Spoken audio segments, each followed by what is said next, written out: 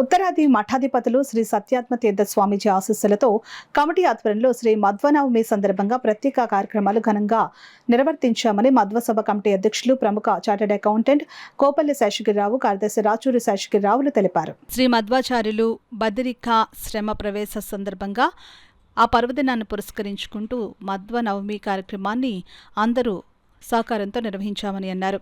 చల్లంగి శ్రీ ఆంజనేయ స్వామి గుడి ప్రాంగణంలో ఉన్న శ్రీ మధ్వాచార్యుల వారి విగ్రహానికి మధ్వ పురోహితుడు యాదగిరి మధ్వేష్ ఆధ్వర్యంలో ప్రత్యేక అభిషేకాలు, పుష్పాలంకరణలు జరిగిందని అన్నారు. అనంతరం కాకినాడ రామారావుపేటలో మధ్వసభ భవనం నుండి పురవీధుల్లో సర్వమూల గ్రంథములతో మధ్వాచార్యులు విగ్రహం భక్తి శ్రద్ధలతో పల్లకి ఉత్సవాన్ని నిర్వహించారు.